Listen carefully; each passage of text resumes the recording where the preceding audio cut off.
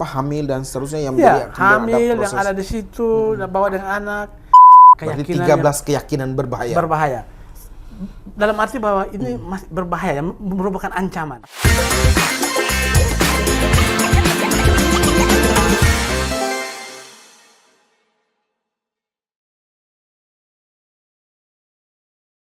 Selamat datang di podcast Orang Kita. Beberapa episode terakhir, podcast Orang Kita menghadirkan topik upaya masyarakat Lobamora melawan human trafficking, perdagangan orang. Beberapa episode kami menghadirkan Bapak Gabriel Gua dari Padma Indonesia, kemudian menghadirkan kisah penyintas Mama Marian Cekabu dari Timor, Nusa Tenggara Timur, dan juga peneguhan dari Ibu Pendeta Emi Sahertian, dan beberapa episode tentang monolog yang kami sampaikan untuk menggugat peran refleksi kita, bagaimana kita sadar dan sepenuhnya ambil bagian dalam upaya memberantas termasuk juga mencegah human trafficking. Kali ini kami hadirkan tamu khusus, seorang pejuang hak-hak para pekerja migran, Bapak atau Pastor Pater Agus Duka SVD. Beliau adalah Ketua Zero Human Trafficking Network Indonesia dan juga GPIC untuk Ordo Serikat Sabda Allah SVD. Dan malam ini kami akan berbicara pandangan-pandangan beliau, upaya-upaya yang telah dilakukan gereja, upaya yang telah dilakukan oleh organisasi Zero Human Trafficking Network, dan apa-apa yang telah dilakukan GPIC, SVD, melawan, mencegah, dan memberantas human trafficking di tanah air. Selamat malam, Pater. Selamat malam, Pak Nando. Ya. Senang sekali Pater berkenan memenuhi undangan kami, Pater. Terima kasih atas undangannya. Membaca riwayat perjalanan Pater sampai ke titik ini menjadi Ketua Zero Human Trafficking Network. Ini perjalanan panjang. Pater pernah 10 tahun bermisionaris ke Sao Paulo di Brazil, kemudian dilanjutkan studi S2 komunikasi gereja sosial di Brazil juga, dan kemudian balik ke tanah air, sempat bekerja di KWI, kemudian 2 periode di lembaga sensor film, lalu pernah mengurusi harian umum Flores Post, dan kemudian beberapa tahun terakhir ini Pater ditugaskan menjadi GPIC SVD dan menjadi ketua dari Zero Human Trafficking. Pater, bagaimana perjalanan sampai ke titik ini? Oke, baik. Jadi Fernando dan teman-teman sekalian, macamnya kalau tadi berdasarkan litani yang disebut tadi itu kelihatan saya penting sekali ya, tapi ternyata tidak juga begitu. Nah, jadi ini kan kita dipanggil untuk melayani. Jadi itu poin utamanya, bahwa kita berusaha untuk melayani manusia. Makanya apapun yang kita peroleh, apapun yang kita dapat, itu kita berusaha untuk orang-orang yang kita layani itu merasa bahagia, dan itu yang paling penting untuk saya. Tadi ada 3 nama yang disebut, itu Gabriel Goa, lalu Emi Sahertian, dan penyintas itu. Saya senang karena itu anggota saya semua. Ya, itu di Zero Human Trafficking Network. Jadi sehingga mereka kalau sudah datang dan sudah berbicara, saya sangka sebenarnya itu sudah mewakili saya sebenarnya, karena Zero Human Trafficking Network Indonesia itu kami ada 23 lembaga. Lalu saya juga belum tahu kenapa tiba-tiba mereka pilih saya sebagai ketua untuk Indonesia. Yang dalamnya itu ada Migrant Care, Keluarga Besar Buruh Migran Indonesia, lalu itu Interfidei, Gemit, banyak begitu, dan salah satunya Padma yang itu dan sebagainya. Jadi gini, saya ini sebenarnya bukan latar belakang pendidikan itu di bagian human trafficking. Latar belakang pendidikan itu komunikasi. Makanya tadi Fernando bilang itu ada di Flores Post, waktu itu kan saya pemimpin umum Flores Post, itu urusan komunikasi. Setelah itu datang ke KWI, Konferensi Wali Gereja Indonesia, juga saya di komisi komunikasi sosial, itu selama 2 periode, 12 tahun, 10 tahun gitu. Dari situ mereka minta saya supaya mewakili Katolik di Lembaga Sensor Film Indonesia. Di sana saya juga 2 periode, sambil mengajar teologi komunikasi di Sekolah Tinggi Filsafat Diakonal Jakarta. Jadi sudah lama juga di Jakarta ini. Setelah itu setelah ini salah seorang pastor meninggal, Pastor John Dami Mukese yang sebenarnya itu dia pemimpin Flores Post waktu itu, kamu sebagai wartawan di sana, ya kan? Nah, waktu itu dia bukan meninggal, dia mau pergi studi lanjut. Saya diminta untuk kembali supaya ganti dia ngajar di Ledalero tentang komunikasi. Baru setahun ngajar, ya. Mengajar tentang komunikasi digital kan, pastoral era digital dan sebagainya. Setelah itu sekarang pulang lagi ke sini karena minat saya di human trafficking, ya. Saya pernah juga pergi ke Malaysia untuk hidup bersama dengan para migran di hutan-hutan karena mereka yang tidak punya dokumen, kami di sana. Pergi ke Korea selama setahun saya kerja di Korea untuk para migran, tapi kebanyakan dari Timor Leste, yang itu kita bekerja. Nah, karena kerja macam begitu saya tertarik dan saya sampaikan ke pemimpin kami, lebih baik saya kerja saja di bagian human trafficking ini karena ini passion sendiri, macam begitu. Jadi beralih dari komunikasi ke urusan human trafficking tanpa meninggalkan komunikasi. Komunikasi artinya masih juga kasih, misalnya ada khususnya di gereja kalau omong tentang, baru-baru saya diminta oleh OII, obrolan ibu-ibu Keuskupan Agung Jakarta, itu omong tentang Society 5.0. Itu ya itu ibu-ibu Keuskupan Agung Jakarta yang tamat Ursulin, anak-anak Ursulin semua, sehingga mereka itu ibu-ibu yang sebenarnya itu apanya kuat sekali, daya kritisnya kuat, yang keluar sekolahnya di Amerika, di ini dan sebagainya. Lalu panggil kita diskusi dalam obrolan ibu-ibu itu kan, jadi jadi masih tetap sebagai juga kalau bicara tentang pastoral era digital atau apa, ini kamu di sini kan lebih cocok ya digital itu. Nah, akhirnya kita bagian itu. Jadi dua itu saya tangani, ya, komunikasi tetapi human trafficking. Fokus kita hari ini kan tentang human trafficking. Baik Pak Ter, tadi kita masuk lagi kepada topik utama kita, human trafficking, perdagangan orang. Selama Pak Ter dalam beberapa tahun terakhir ini, apa penyebab utama atau apa yang menjadi faktor penyebab maraknya atau masih cukup tingginya angka human trafficking di tanah air? Oke, kalau di tanah air itu ada macam-macam, tapi saya fokus ke orang kita di sini, ke NTT kan. Sobamora. NTT, human trafficking untuk NTT selalu berkaitan dengan migrasi. Migrasi. Kalau di Jakarta itu jarang berhubungan dengan migrasi, itu tentang penculikan organ dan sebagainya, tidak ada hubungan dengan migrasi. Tapi di NTT itu human trafficking sangat berkaitan dengan migrasi karena tata kelola migrasi yang tidak baik oleh pemerintah dan sebagainya. Jadi begini, orang NTT itu banyak yang pergi bermigrasi kan, ya, ke luar negeri karena faktor-faktornya macam-macam. Dalam proses untuk urusan migrasi ke luar negeri itu banyak sekali mereka tidak punya dokumen.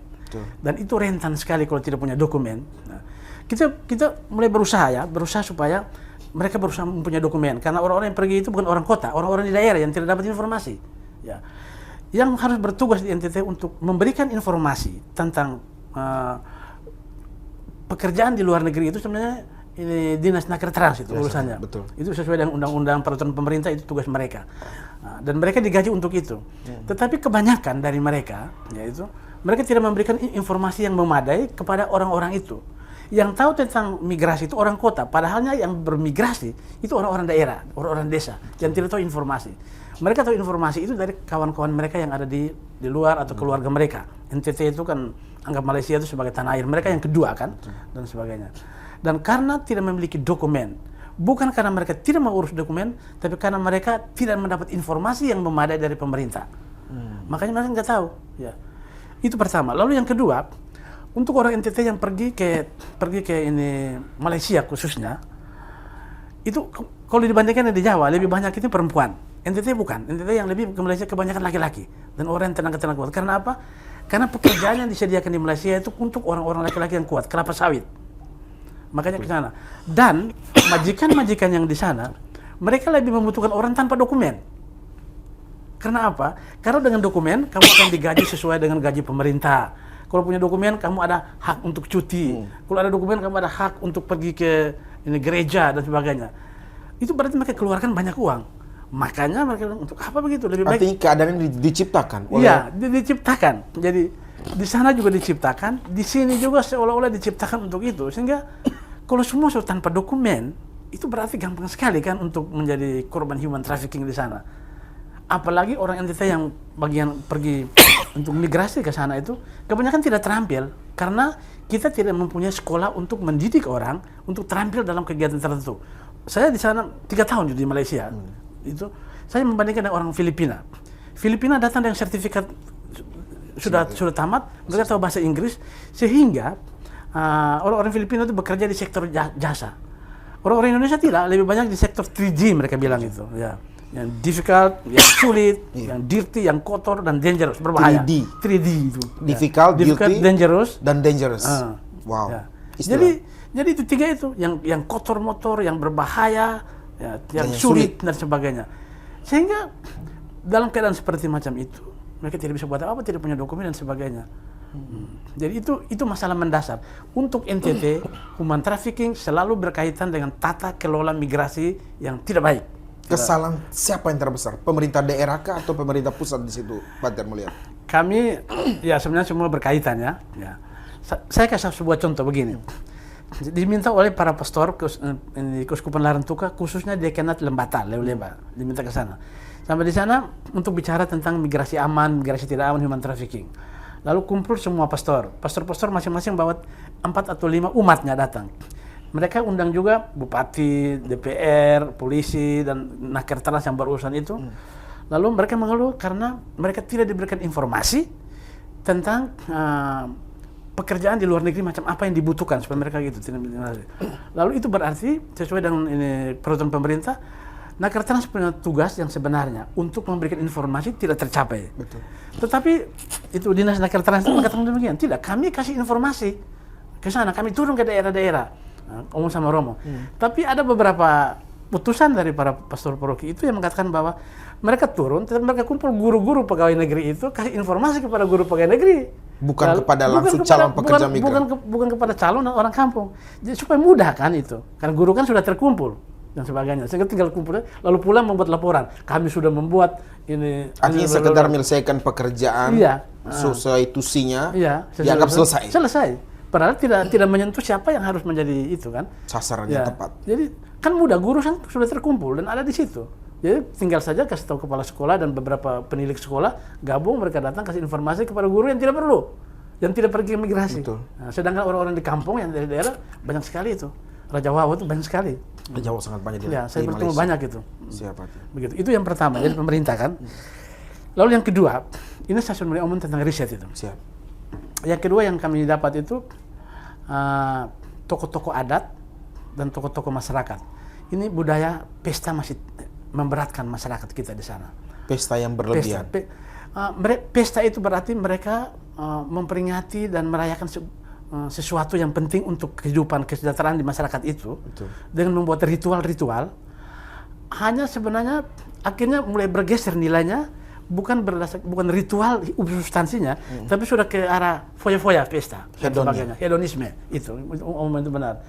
Dan semakin banyak bunuh kerbau, sapi dan sebagainya, itu semakin orang merasa terpercaya dan orang dipandang dalam masyarakat. Tapi lupa bahwa itu sebenarnya satu bentuk pemborosan. Hasilnya nanti setelah utang, orang menjadi miskin dan satu-satunya cara supaya bisa menutupi utang harus melarikan ke luar negeri. Dan utangnya harus ditutup secara cepat. Makanya ada dokumen atau tidak ada dokumen harus pergi. Karena itu. Dan ini yang terjadi penyalahgunaan dan terjadi human trafficking itu dan jadi sebagainya. Imigrasi salah satu migrasi persoalan dokumen dan lain-lain. Yang kedua adalah budaya pesta. Ya, saya lebih menyatakan pesta itu jangan budaya, lebih ke tradisi. Tradisi pesta. Kalau budaya itu lebih seakan-akan hal baik. Baik ya. Jadi tradisi. Bagi saya pesta oke lah, tidak ada masalah. Oke, itu pesta itu. Tapi pesta yang sudah melampau yang sebenarnya menghilangkan. Misalnya saya mau memperingati orang tua yang sudah meninggal dan sebagainya. Oke lah dibuat ini. Tapi sampai mulai kumpul dan mesti beberapa ekor kerbau disembelih dan ini. Dan itu tidak saya terjadi di lingkungan adat dan tradisi-tradisi kampung ya. Sekarang sudah merambah ke gereja. Ya, gereja. Dulu angkatan-angkatan kami itu kalau komunitas pertama itu biasa sekali. Sekarang komunitas pertama itu lebih dari tabisan imam. Salah juga di tabisan imamnya. Ya. Jadi orang anggap bahwa dalam kitab suci tidak bahwa kamu harus pesta pora waktu komunitas pertama. Tidak ada. Jadi bagaimana sekarang itu kita harus membuat supaya substansinya tetap ada. Betul. Memperingati, merayakan, tapi tidak perlu hedonisme dan foya-foya. Itu tidak perlu. Dan bahkan sekarang sudah merambah kepada wisuda SD, wisuda SMP, wisuda semua tadi pesta-pesta besar. Betul.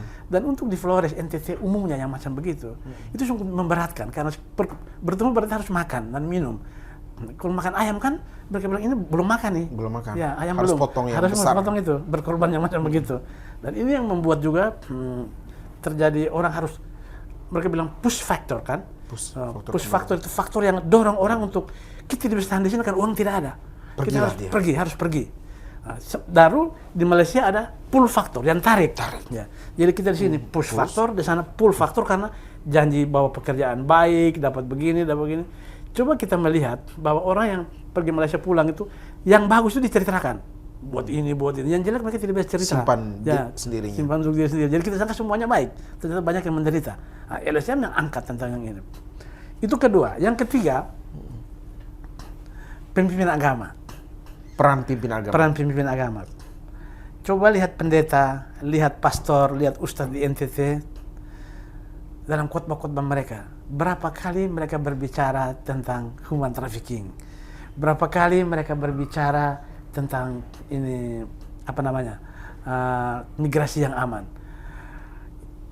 Di NTT itu mayoritas Katolik dengan Protestan dan orang yang paling menderita dan menjadi korban human trafficking hampir tiap hari ini 75 orang. Ini sudah dalam bentuk jenazah datang pas hari ini tadi.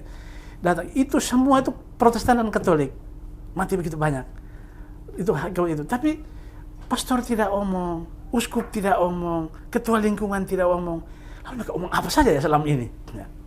Ini saya melihat itu gejala yang saya lihat begini. Tidak pas. Saya lihat bahwa penekanan ini pasti mungkin uskup dan pastor tidak terima, tapi ini refleksi saya secara pribadi. Saya mengatakan bahwa pertama mereka takut risiko. Kalau kita terjun untuk menyelamatkan manusia, melawan dengan mafia-mafia, berarti itu risiko harus ditangani. Begitu.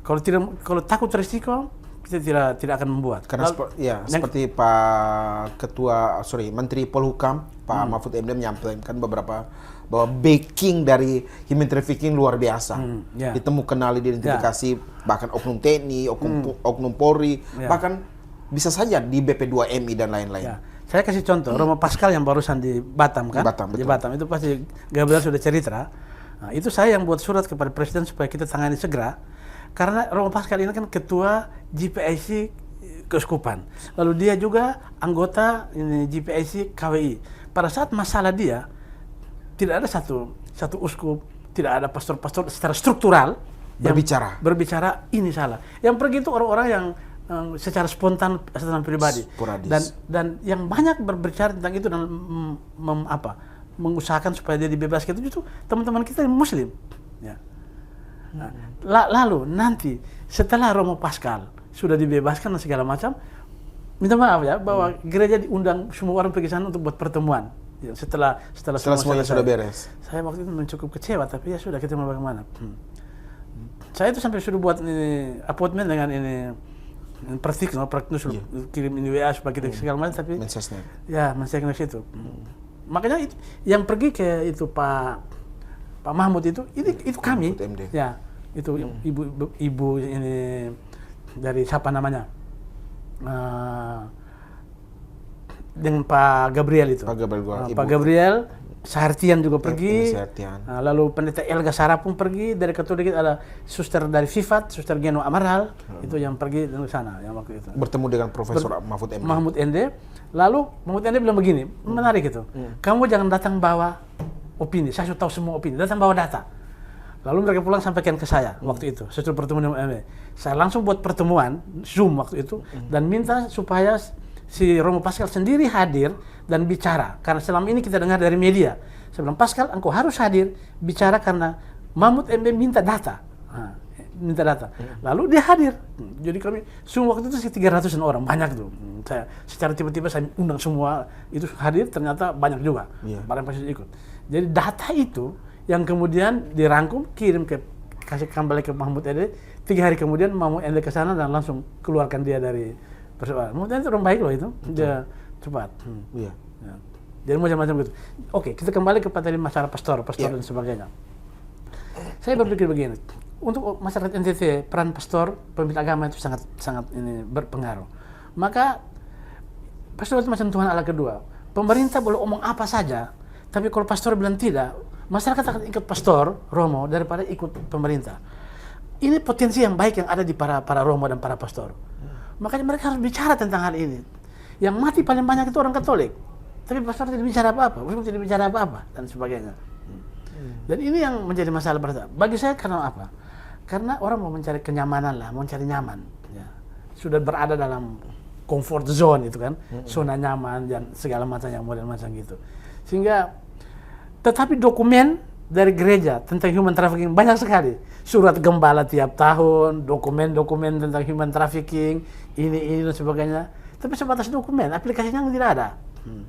Tidak ada guna, orang mati datang terus. Hari ini sudah ada 95 orang mati, 75 orang mati. Artinya Pater mau katakan salah satu cara terbaik gereja ambil peran dalam membantu penanganan human trafficking adalah paling tidak berbicara di mimbar-mimbar, mendorong orang untuk mengurus dokumen dengan baik sebelum pergi merantau dan lain. Benar sekali. Itu benar. Jadi pertama begini. Coba mereka berusaha keluar dan melihat situasi di luar, lihat tentang begini banyak orang mati yang tidak ditangani dan kematian-kematian orang memang mati, tapi mati yang model macam begini kan perlu ditangani kan. Nah, lalu jadikan mimbar itu sebagai apa namanya? Mimbar-mimbar itu untuk berbicara hal kemanusiaan ya, bukan hal ritual saja. Misalnya, ini nasihat untuk para pastor ya. Kalau ada kitab suci yang ada di situ, jangan omong lagi tentang Tuhan Allah, Yesus punya Bapa, nama siapa. Itu kita sudah tahu ada di kitab suci lah, jangan omong ulang-ulang begitu. Itu suruh baca saja kitab suci, orang sudah tahu. Omong hal yang kenapa manusia ini ada begini, gini. Ini aplikasinya gimana? Macam itu. Dan itu omong di gereja karena semua orang ada yang omong macam begitu. Lalu yang kedua, katekese. Katekese itu katekese umat itu penting supaya itu penting untuk ngomong persoalan-persoalan kemanusiaan dihadapi oleh manusia. Sehingga jangan kita pergi katekese seperti katekese untuk anak sekolah yang baru mulai sambut baru, doa iman, doa harap, doa kasih, tidak ada guna lagi yang macam begitu zaman sekarang. Ya. Jadi katekese untuk menyatakan bahwa citra dan gambaran Allah di dunia yang telah rusak ini, pembunuhan, orang-orang diperlakukan tidak itu, maka tugas gereja, tugas agama adalah untuk mengembalikan citra kepada sebenarnya. Dan itu tugas dari pastor, tugas dari dan harus berulang-ulang disampaikan. Harus dibuat berulang-ulang.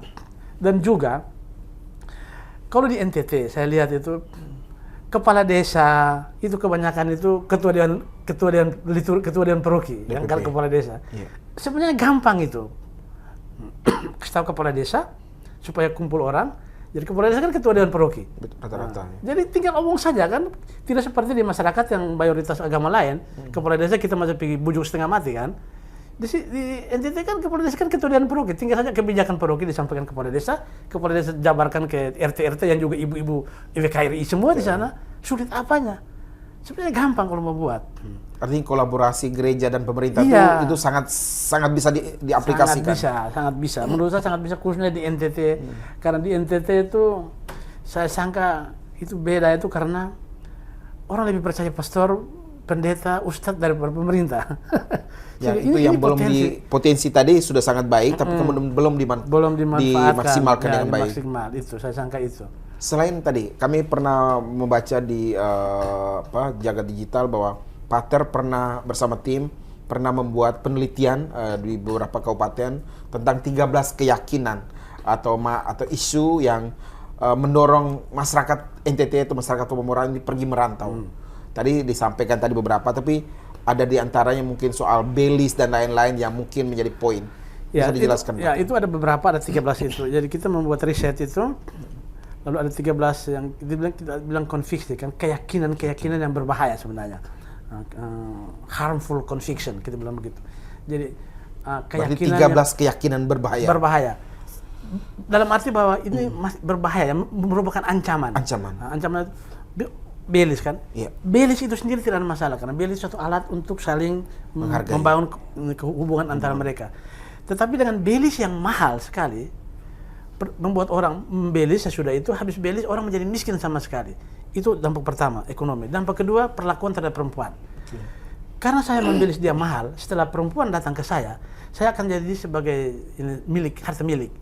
Akan sejajar dengan barang-barang milik saya dan sebagainya. Istri sebagai properti. Ya, properti. Jadi bebas membuat apa saja dan sebagainya. Yang seperti itu membuat orang menjadi tidak nyaman. Tidak nyaman untuk berada dalam itu, dia akan lari mencari tempat yang nyaman. Dan salah satu, bukan satu-satunya, salah satu untuk mencari tempat yang nyaman itu lebih pergi ke luar negeri dan mencari apa di sana. Di samping tadi pesta adat dan sebagainya. Lalu Keyakinan yang lain lagi? Yang keyakinan yang lain tadi kan itu tokoh-tokoh adat dan sebagainya. Nah, lalu keyakinan yang lain itu perempuan selalu menjadi orang yang perempuan yang korban itu selalu menjadi orang yang dipersalahkan. Contoh, di NTT kalau anak perempuan diperkosa, yang salah adalah dia, korban itu. Jadi dia semacam ini korban yang untuk kedua kalinya. Apa karena patrilineal konsep? Bisa jadi juga, tetapi orang mau mengatakan bahwa engkau membuat dirimu sedemikian rupa sehingga engkau diperkosa. Itu Jadi, kesalahan fatal pemikiran yang keliru. Pemikiran yang ada itu. Jadi sudah jadi korban, lalu mereka dipersalahkan. Makanya mereka tidak akan omong bahwa mereka menjadi korban ini. Dan di NTT itu korban pelecehan seksual itu banyak sekali yang terjadi, yang tidak dinampakkan dalam melihat kami itu. Kebanyakan untuk anak-anak SMA dengan omnya, paman itu banyak, tapi tidak disampaikan. Ya. Mereka tidak akan omong, karena omong nanti bahaya di suku, bahaya untuk ini dan sebagainya, dan korban-korban itu. Tapi tadi dalam penelitian Pater itu setelah dikeluarkan, tanggapan publik waktu itu bagaimana Pater? Pater memotret Ada yang seperti apa? Kalau keyakinan tadi itu kan mereka yakin ya. Mereka yakin, tetapi setelah bahwa itu dipublikasikan bahwa ini loh yang menjadi isu beberapa hal di NTT. Kami sesudah membuat itu, saya minta beberapa orang dari Jakarta dan Jogja, itu Rifka Anissa Institute, itu kelompok orang yang melihat macam ini kan kita omong tentang gender based violence ya. Jadi kekerasan berbasis gender yang terjadi di NTT itu. Lalu saya minta itu Rifka Anissa Institute itu milik dari NU dan Gus Durian yang selalu membuat penyadaran tentang pendekatan gender transformatif. Kami pergi ke Mage Panda. Mage Panda itu muasa lakinya kuat-kuat semua di sana ya. Lio yang kuat itu di situ. Lalu kita kumpul semua muasa laki untuk datang memberikan penjelasan tentang penemuan ini, bahwa kamu menjadi penghalang, kamu menjadi ini. Tapi dibuat ini, mereka itu jago, ibu-ibu itu. Pertama mereka heran karena saya pergi membawa semua orang yang pakai jilbab kan. Karena saya pernah juga bisa beberapa kali di Mage Panda, Proki Mage Panda. Lalu mereka bilang, kenapa pastor datang bawa perempuan-perempuan berjilbab? Lalu saya bilang, ya bukan karena jilbabnya, ini kamu ingat saja bahwa ini Santa Maria itu juga pakai jilbab kan, yang model macam begitu. Jadi lalu datang ngomong. Selama kami buat pertemuan itu semacam itu, bukan pertemuan, semacam pelatihan tentang gender based violence. Itu kepada mereka mulai dengan budaya adat pesta dan sebagainya. Bayangkan ini orang Lio yang mau laki ya. Itu tuh budaya pesta kuat dan budaya itu budaya patriarki kuat sekali. Tapi bahwa pendekatan di bawah konsep terakhir mereka menyadari memang kami ini sebenarnya buat sesuatu yang salah. Tapi ini sudah begitu tapi kita bisa mulai pelan-pelan mulai robah, dia bilang, mereka ngomong begitu. Mereka bilang, kamu punya penjelasan, kami mengerti semua dan sebagainya. Maksudnya mereka bertobat tidak? Bertobat langsung berubah tapi tidak. Tapi bahwa begini, yang satu saya rasa itu pada saat pelatihan, satu itu bos laki itu dia punya anak sepupu itu meninggal di situ. Itu untuk tradisi orang-orang di sana kan yang macam begitu harus tinggalkan segala-galanya, harus pergi untuk layat dan sebagainya. Waktu dia tidak mau pulang dan kami tetap selesai saya sudah kasih tahu sama ini, dia bilang tradisi orang-orang Flores itu ini penting, ini apa bos laki harus pulang ini segala macam acara adat dan sebagainya. Dia tidak pulang ya. Sampai sore setelah acara baru dia pulang dan pagi dia ikut lagi seperti biasa. Lalu saya bilang ini sudah pertobatan ini ya, pertobatan gender ini model macam begini. Jadi sebenarnya itu orang-orang yang dulu itu mereka masih terbuka untuk menjadi sesuatu yang baru. Yang penting diberikan penjelasan bahwa kalau kamu buat begini, ini ada kalanya kasih efek negatif kan. Baik, kita mau mencari tahu inti dari pesta itu apa. Intinya tetap kita pertahankan. Tapi yang bunga-bunganya itu yang membuat dia menjadi itu kita kurangi. Dan mereka bilang, iya kami juga senang karena ada kalanya kami situ itu kita pikul utang di bawah setengah mati. Artinya proses penyadaran tadi peran gereja lah salah satunya. Sebenarnya gereja itu harus masuk di situ. Nah, dialog antara kultur dan gereja itu penting sekali di situ. Jadi kami di human trafficking itu kita kan seperti Gabriel Goa, dia kan untuk bagian lobby advokasi. Jadi pergi di pemerintah bla bla bla segala macam. Tapi kita kerja di komunitas, penyadaran komunitas. Lewat penyadaran tentang gender based violence, pendekatan ini tentang yang tadi itu penting sekali juga tentang itu perempuan-perempuan yang selalu menjadi korban. Ya, mereka perempuan dan anak perempuan harus disalahkan kalau mereka menjadi korban pemerkosaan. Itu harus dan itu yang kita buat tentang gender based violence itu. Gender based violence, artinya kekerasan berbasis gender. Jadi artinya Pater melihat dalam konteks Nusa Tenggara Timur, Flobamora, kekerasan berbasis gender cukup besar ya, artinya patriarki, kemudian pemahaman yang tidak pas di kalangan masyarakat, sehingga kemudian para perempuan kita, ibu-ibu, terutama anak gadis, kemudian menjadi korban dari tindakan yang dilakukan oleh masyarakat yang cenderung patriarki tadi. Ya, dan kebanyakan oleh keluarga dekat. Kalau Fernando pergi ke NTT dan pergi ke shelter-shelter yang dibimbing oleh para suster, atau tidak suster, yang di shelter itu kebanyakan itu orang-orang yang itu survivor dari penyintas pelecehan seksual semua, hampir semua, SD, SMP, SMA semua. Pergi ke Truk F misalnya, itu pelecehan seksual. Pergi ke ini di Atambua ada juga oleh suster, pergi di hampir sebagian, bukan hampir sebagian, itu sudah pelecehan seksual itu banyak sekali. Dan pelecehan seksual terjadi kan bukan orang jauh-jauh, orang dekat-dekat yang kenal ini. Ya. Sampai ke hamil dan seterusnya yang hamil yang ada di situ, bawa dengan anak. Jadi misalnya, ada 3 yang saya lihat itu di shelter dari Suster SSPS Flores Barat, itu ada di Labuan Bajo, shelter dari SSPS di ini Momere yang Truk itu, dengan shelter dari Suster SSPS di Atambua, nama Forum Peduli Perempuan dan Anak oleh Suster Cecilia namanya. Saya pergi kunjung itu, dan saya tidur di shelter itu. Alangkah menderitanya saya tidak tidur di biara suster. Di shelter selalu ada kamar tamu, tidur di situ. Wah, itu ngeri sekali ya.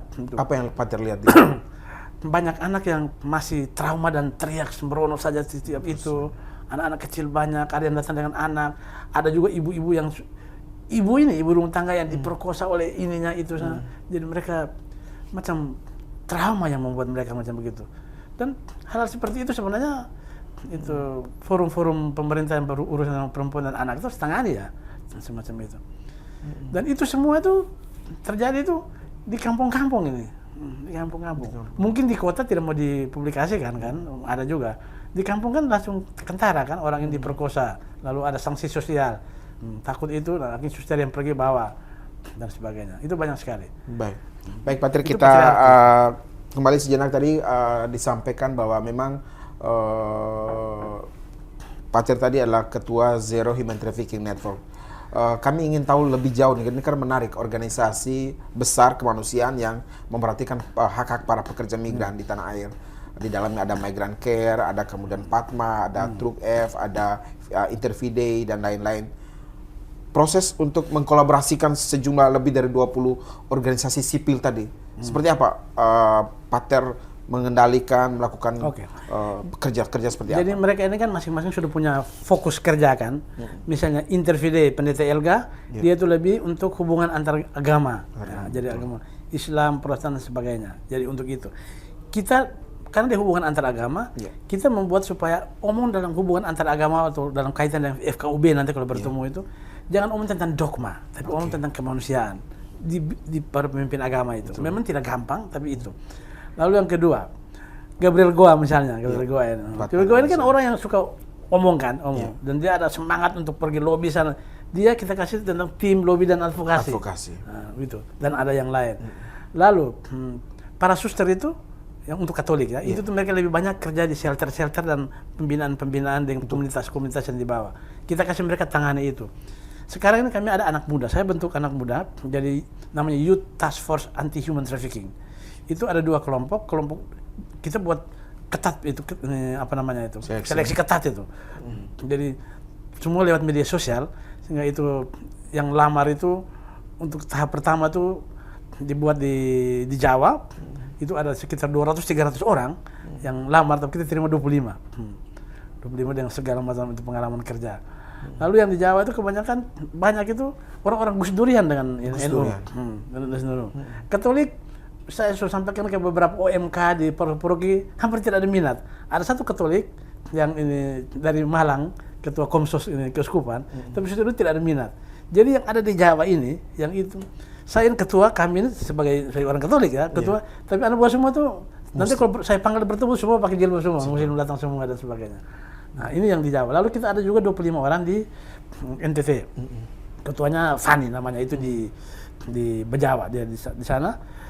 Jadi itu Kupang dan semua. Jadi tugas mereka apa? Mereka itu nanti juga kita kasih ini pemahaman dasar pertama tentang migrasi, tentang human trafficking, dan mereka kan sudah tahu dengan berbagai apa namanya kan ini sosial media dan platform media sosial, sehingga kalau mereka sudah tahu tentang ini, penggunaan platform media sosial, sekarang kita kasih informasi tentang human trafficking, apa yang harus dibuat dan sebagainya, sehingga mereka semacam itu apa namanya pewarta untuk pencegahan terjadinya human trafficking menggunakan lewat media sosial itu. Dan kami di podcast Orang Kita, Pater, kami siap membantu upaya-upaya dari zona human trafficking untuk menyampaikan informasi detail. Kami gunakan karena dalam beberapa seri terakhir podcast kita ini cukup banyak isu yang bagi kami miris. Kami pengelola tim di belakang layar merasa ini bahwa isu yang harus kita garap bersama, Pater, karena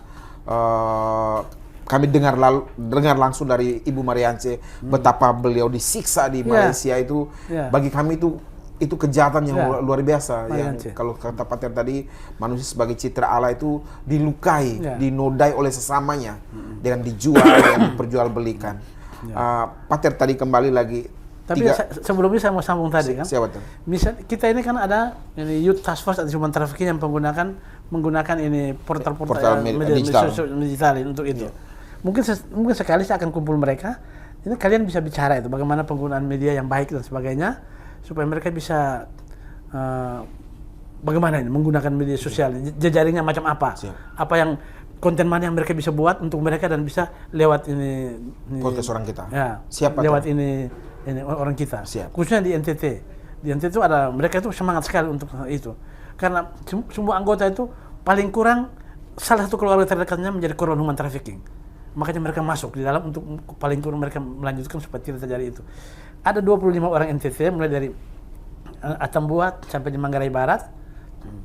Sampai di Manggarai Barat. Itu mereka itu apa nih? Semua yang kita terima itu karena keluarga terdekat mereka, setiap orang itu ada hubungan dengan punya keluarga yang menjadi korban human trafficking. Sehingga mereka masuk dengan satu semangat untuk mau memberantas itu human trafficking. Ada 25 anak muda yang bergabung dalam Youth Task Force anti human trafficking. NTT. Kami siap Pater tadi, tim kami akan yang memang menekuni bidang digital platform ini, yang punya keahlian di bidang pengelolaan media sosial, bagaimana mengelola TikTok dengan baik, mengelola YouTube dengan tepat, mengelola media sosial. Kalau diperlukan, Pater, kita siap untuk biar anak-anak muda ini atau terutama para penyintas human trafficking, mereka ada tempat healingnya. Selain tadi kita lihat Mama Mariance itu healingnya beliau dengan menenun. Ya. Tapi mungkin ada anak-anak muda yang mungkin healing untuk segera menyembuhkan luka batin akibat pelecehan, akibat human trafficking itu dengan dia fokus di digital platform. Siap, Pater.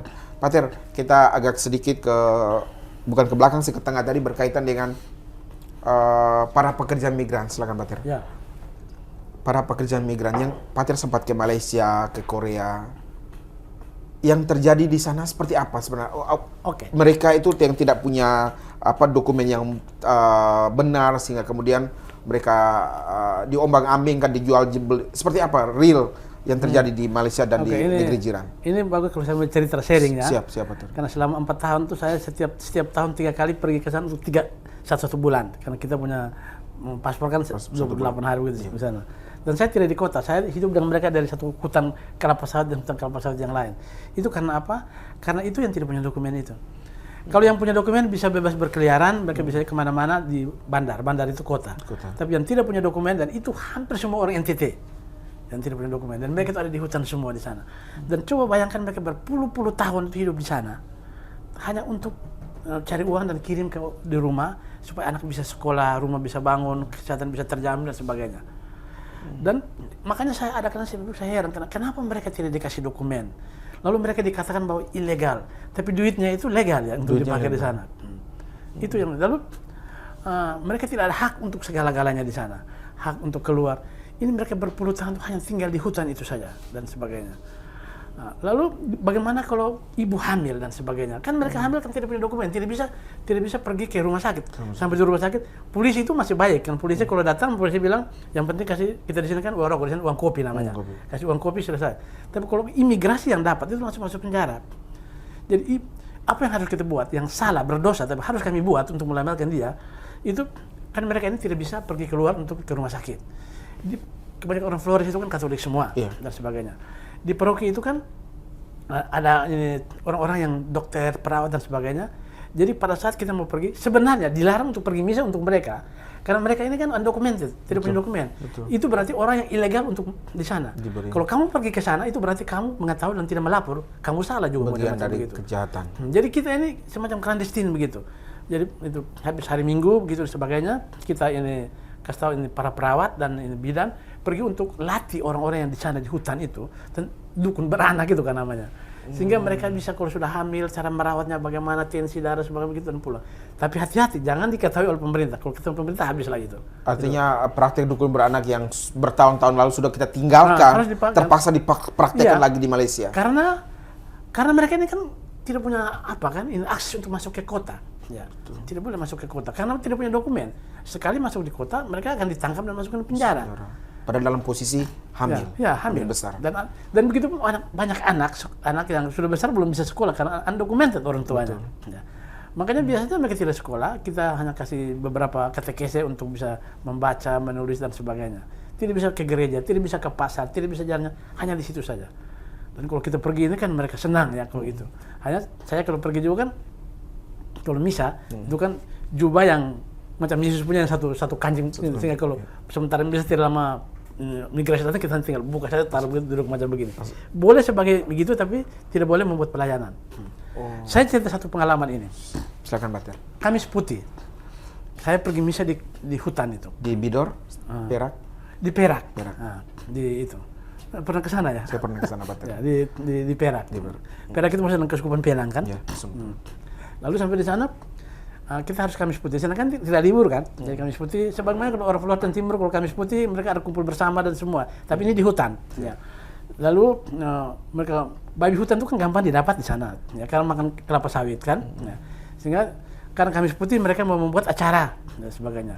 Lalu saya tiba di sana, sesudah itu makanan sudah disediakan, santai-santai semua dan sebagainya. Kami misa Kamis Putih ini. Jadi kor-kor semua sudah siap.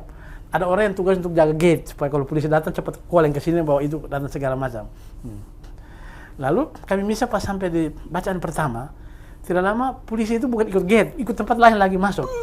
Apa yang terjadi? Ini misa Kamis Putih ini. Misa Kamis Putih. Ya. Dengan semua lari. Dengan gaya Flores tadi nyanyi. Semua makanan semua sudah disediakan dan sebagainya. Kan kita buat ini tenda di antara satu kelapa sawit dan kelapa sawit yang lain kan ada berpasang genset yang kecil, suara kecil sehingga tidak kedengaran, tapi jauh dari keramaian.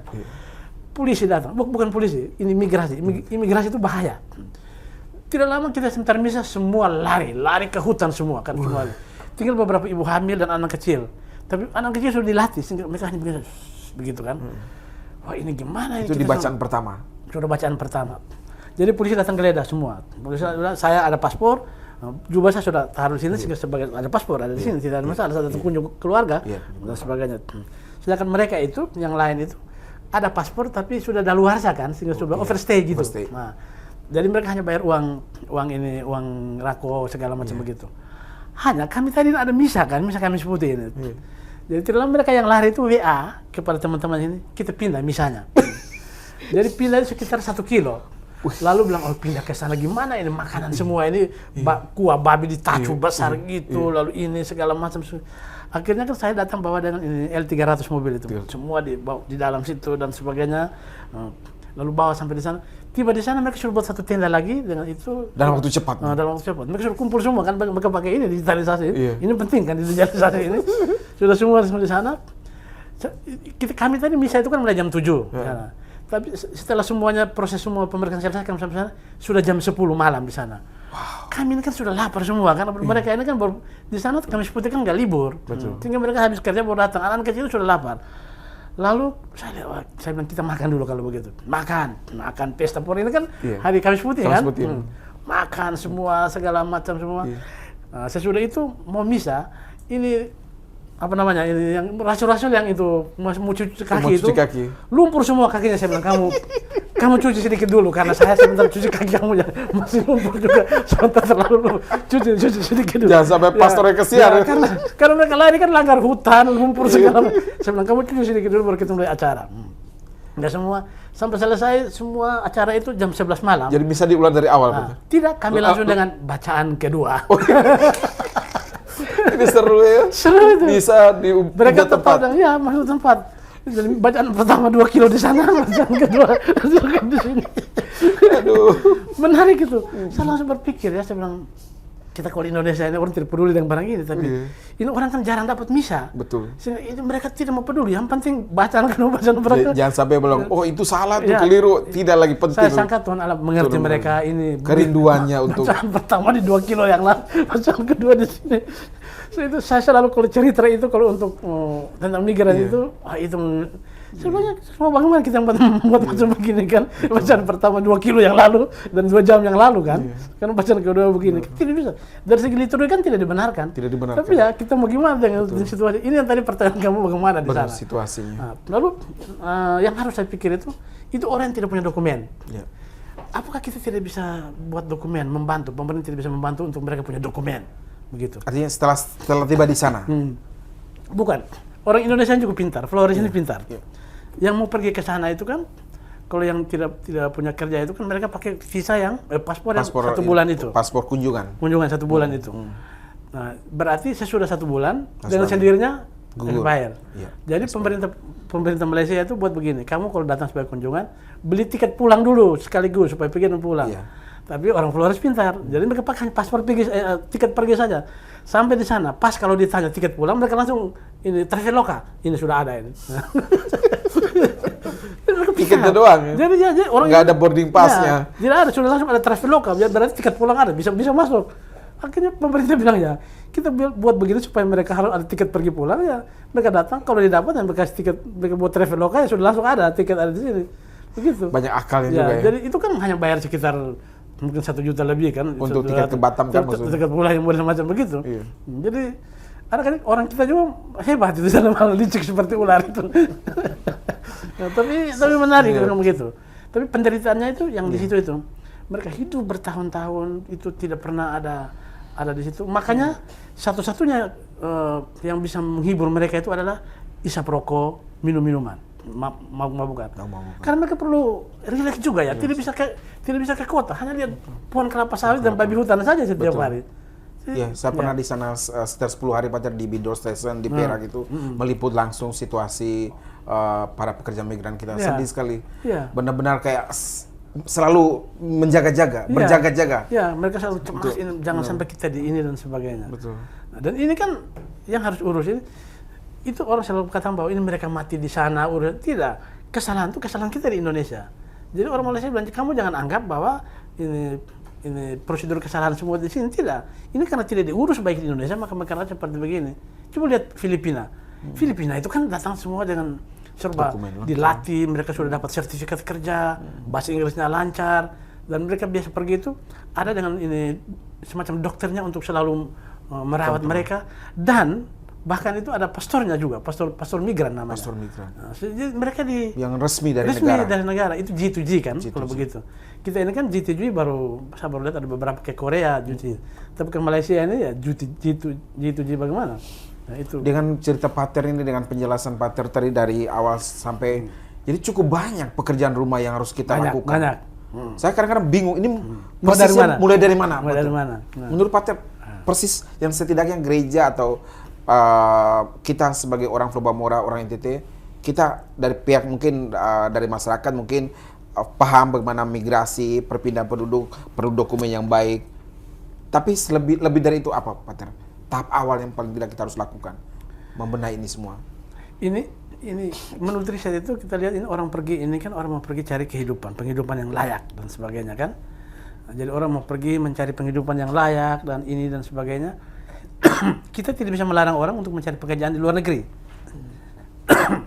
Hanya kita meminta supaya paling kurang yang pergi itu mereka dapat dokumen yang baik sehingga mereka kerja sama seperti tadi saya bilang kan, saya membandingkan dengan orang Thailand, orang Vietnam, dan orang ini Filipina. Kenapa tidak terjadi banyak human trafficking dengan mereka? Hanya kita di Indonesia. Ini karena persiapan kita itu kurang matang untuk pergi. Kita jangan melarang orang untuk pergi kerja di mana saja. Ini hak mereka, tidak boleh. Makanya saya tidak setuju dengan moratorium oleh Gubernur NTT kan. Iya. Kalau moratorium, Kecuali kita sudah menyediakan 8 pekerjaan yang memadai. Pekerjaan memadai. Betul. Mereka perlu. Yang penting mereka pergi dengan aman. Dan tapi temuan dari Romo Pascal itu, pergi dengan dokumen itu justru mereka yang di Romo Pascal masalah itu kan. Dia melihat bahwa ternyata kita selama ini berpikir bahwa mesti punya dokumen yang baik. Yang datang lewat Batam ini justru yang punya dokumen yang baik, justru yang mereka yang dimanipulasi oleh aparat. Jadi ini Berdokumen pun dimanipulasi. persoalan dari Romo Pascal, kenapa sehingga dia waktu itu dia dilaporkan oleh BIN ke Polda, karena dia bilang bahwa ini BIN yang buat, karena semua yang datang ini kan dia kenal semua, ini kan orang punya dokumen, kok bisa sampai begitu? Kita tidak punya dokumen, kamu halang, segala punya dokumen lagi, justru kamu mempermasalahkan lagi. Nah, makanya dia panas kan, Pascal itu panas. Akhirnya semua selesai. Jadi ini mafia ya, karena begini, kita ini kan, kalau di dunia itu kan, perdagangan yang terbesar itu kan senjata, ya, narkoba dengan ini human trafficking kan. Kalau di Indonesia ini narkoba dan human trafficking sudah sama. Nah, sebelumnya itu narkoba baru human trafficking. Sekarang human trafficking sudah hampir mulai lewat karena untungnya dalam pertemuan ASEAN di Labuan Bajo ini si presidennya sudah tekankan dan itu semua. Makanya polisi mulai ambil alih, mulai tangkap orang sana sini dan sebagainya. Barusan sekarang ditangkap ini kan. Sebelumnya tidak pernah ditangkap barang. Jadi kita mempersalahkan aparat bukan kami juga, oknum dalam aparat itu. Oknum dari aparat ya itu. Kan, Pater, tidak terasa kita hampir 1 jam Pater 1 jam, ya? Berbicara. Terasa baru singkat ya Pater. Kami ingin closing statement atau bahkan pernyataan langsung Pater kepada publik, langsung ke kamera ini Pater. Apa yang harus dilakukan, maaf Pater ke kamera yang ini, apa yang harus dilakukan kita sebagai masyarakat Pemora untuk kemudian menemui atau melihat ada potensi human trafficking yang kita lakukan seperti apa? Jadi begini, yang mau saya sampaikan kepada masyarakat itu, pertama bahwa upaya untuk bekerja di luar negeri itu tidak dilarang baik oleh gereja dan pemerintah. Pemerintah tidak boleh melarang itu karena orang harus mencari penghidupan yang layak baik dalam negeri maupun di luar negeri. Tetapi untuk kita orang-orang Indonesia untuk ke luar negeri ada syarat, karena kita pergi ke rumah orang, kita pergi ke negara orang, kita pergi ke pulau orang pun kita ada persyaratan. Makanya dokumen-dokumen dari pemerintah yang dibutuhkan oleh pemerintah baik Indonesia maupun negara tujuan itu harus disiapkan. Ya. Kita terkadang mau supaya cepat, tetapi biasanya kalau yang cepat-cepat biasanya itu membawa penderitaan, sehingga proses perlahan-lahan dan sebagainya. Kalau ada sesuatu hal yang merintang yang tidak bisa dan dihalang-halangi, ada banyak orang yang bisa kita sampaikan aduan kita. Ada di kementerian ini, ada kementerian itu pasti tahu juga. Sampai sudah tidak bisa, pergilah kepada lembaga-lembaga yang perjuangan tentang kemanusiaan. Itu ada banyak sekali, tinggal sampaikan saja baik di NTT maupun di luar NTT, ada banyak. Sampaikan ke mereka, kenapa sehingga kami tidak bisa ini, kenapa kami dihalang-halangi dan sebagainya. Lalu yang kedua, ada satu faktor yang juga membuat orang banyak dari NTT yang keluar negeri, karena istilahnya disebut, yang kerennya disebut budaya patriarki. Itu berarti bahwa kekuatan laki-laki itu mendorong orang dan membuat supaya laki-laki yang lebih diutamakan dan perempuan tidak. Lalu dengan budaya yang pesta pora, semua adat yang kita buat itu tidak salah, itu adat yang baik, itu tradisi-tradisi yang dibuat itu baik. Hanya kita harus usahakan supaya jangan kita merayakan, kita membuat ritual sedemikian rupa sehingga ritualnya itu yang penting, tetapi makna adatnya itu hilang. Ya.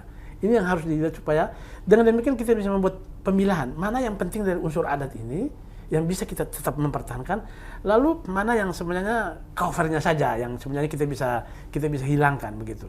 Karena banyak kali ini kita menyembelih hewan yang banyak sekali, mengundang orang untuk makan sampai berlebihan dan segala macam, tapi setelah itu kita hutang.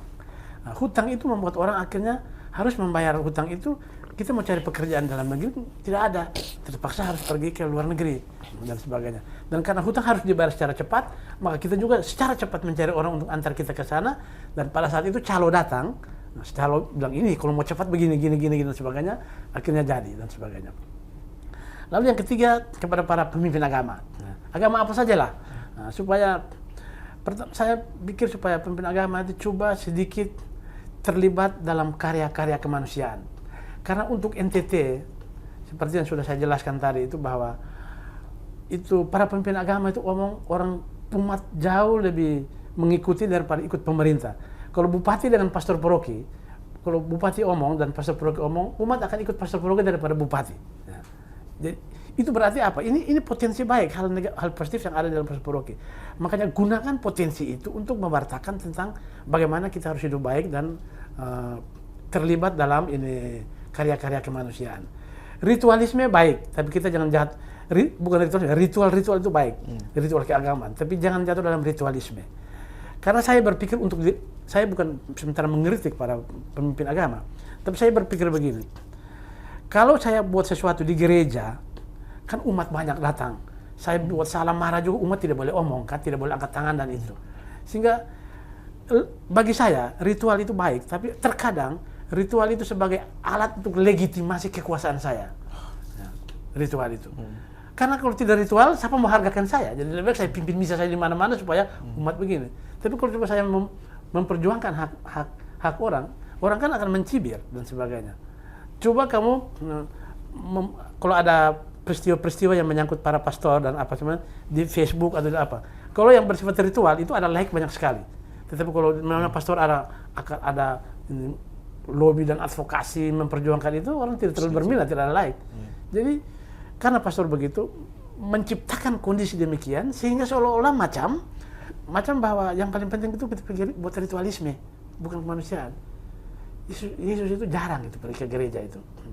Lebih banyak dia jalan ke gunung, ke pantai, ke hutan untuk panggil orang dan sebagainya.